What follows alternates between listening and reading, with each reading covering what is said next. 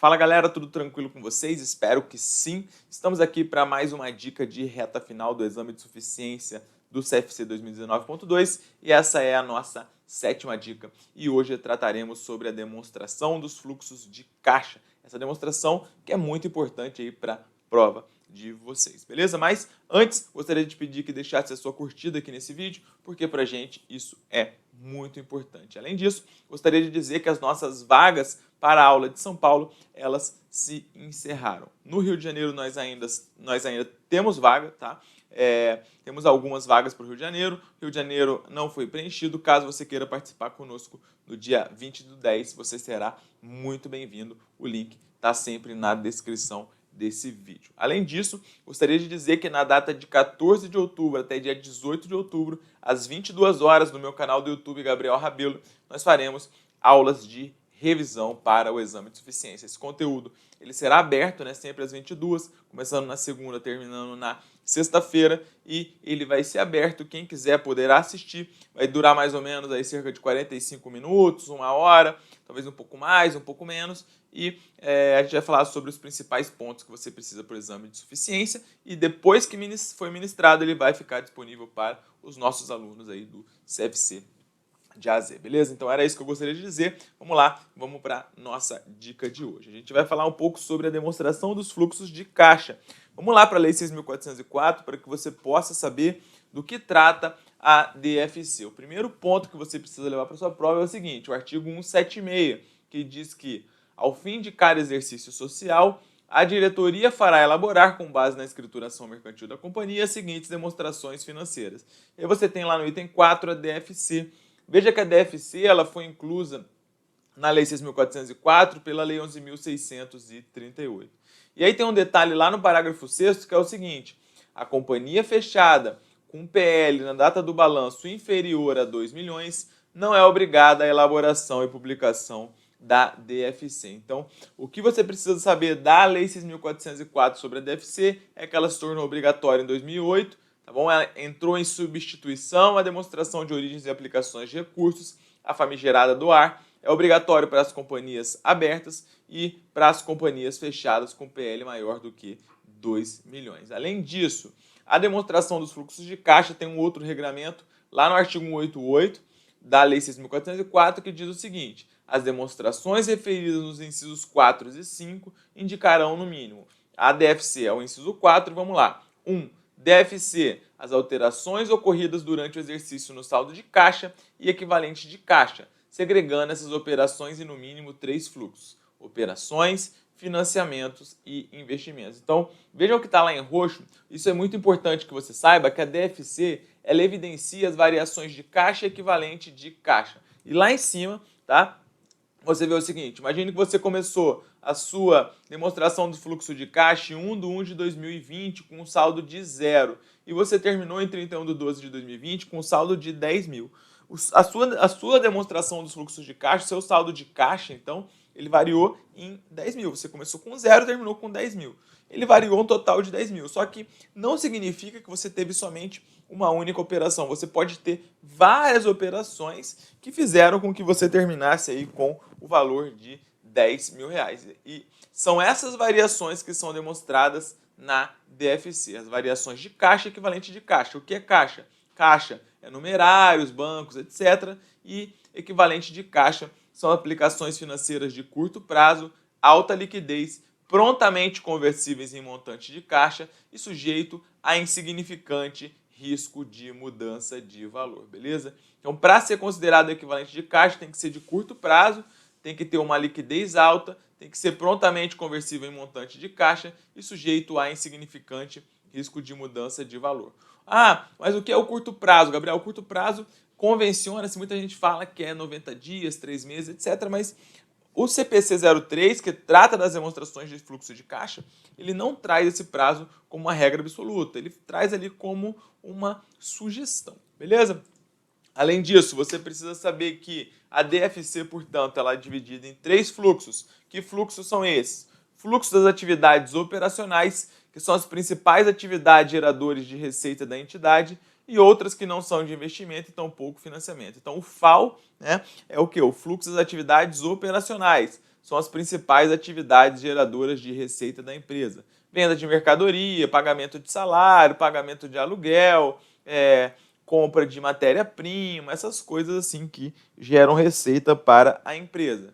Atividades de investimento, que são as referentes à aquisição e venda de ativo de longo prazo e de outros investimentos não incluídos nos equivalentes de caixa. Então, tudo que você comprar e vender de ativo não circulante imobilizado, intangível, investimento, isso é fluxo das atividades de investimento. Então, vejam que integralizou capital social com um terreno. Isso afeta o fluxo de investimento ou financiamento? Não. Por quê? Porque a DFC ela evidencia a variação de caixa, então tem que ter dinheiro para você poder ser evidenciado aí na DFC. Atividades de financiamento são aquelas que resultam em mudanças no tamanho e na composição do capital próprio e no capital de terceiros da entidade. Logo, o FAF, que são os fluxos de financiamento, são os empréstimos tomados, principalmente, e o capital social que a companhia ela tem ali também, beleza? Isso aqui é o principal que você precisa levar para sua prova, é uma síntese de demonstração de fluxo de caixa, da estrutura. É óbvio que no CFCGAZ, nos nossos cursos, a gente explica isso de forma muito mais detalhada. Isso aqui é uma essência para você. Vamos ver como é que cai em prova. Essa foi uma questão que não foi tão complicada e dá para a gente matar com essa revisãozinha aqui. Vamos ver. De acordo com a NBCT G03, a demonstração dos fluxos de caixa deve apresentar os fluxos de caixa por atividades operacionais de investimento e de financiamento. Nesse sentido, indique as atividades e classifique como atividades operacionais de investimento ou de financiamento. Recebimento de caixa resultante da venda de ativo imobilizado, intangíveis e outros ativos de longo prazo. Então, isso aqui vai ser o quê? Fluxo de investimento.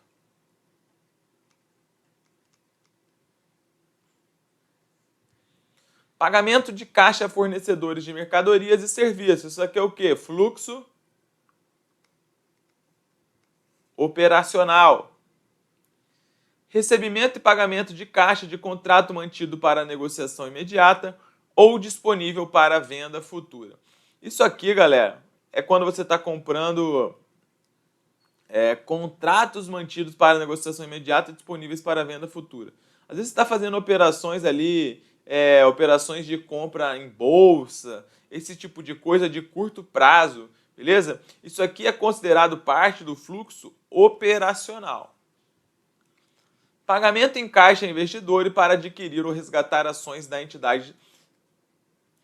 Pagamento em caixa a investidores para adquirir ou resgatar ações da entidade. Você está aumentando a composição aí da sua, diminuindo na realidade a quantidade de ações que você tem. São as chamadas ações em tesouraria. Ação em tesouraria é uma conta do PL. E quando nós estamos falando de PL, as chances são que tudo que está acontecendo ali, a grande parte vai ser o quê? Fluxo de financiamento, beleza? Então, ação em tesouraria, você está reduzindo o tamanho aí do capital da companhia mediante pagamento para as pessoas que são as possuidoras daquela ação.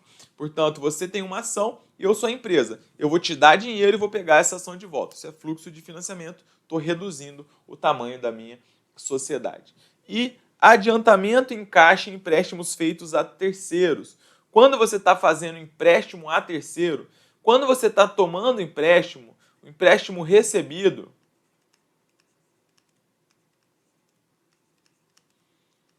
isso é fluxo das atividades de financiamento.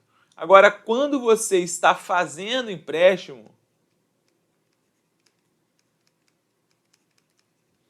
isso é fluxo das atividades de investimento. Isso aqui é uma pegadinha que sempre aparece em prova, beleza? Portanto, vamos lá. A sequência está correta em atividade de investimento, operacional, financiamento e investimento. Nosso gabarito aqui vai ser o quê? Se você soubesse, vamos ver, se você soubesse a primeira você sabe que é investimento, então essa aqui é bem tranquila. Você já eliminaria a letra D. Ok. A segunda, você sabe que é pagamento de caixa, fornecedor e mercadoria e serviço. Isso aqui é operacional. Mesmo que você não soubesse muito bem, você mataria porque você sabe que isso é operacional. Aí, ok, vamos ver o próximo.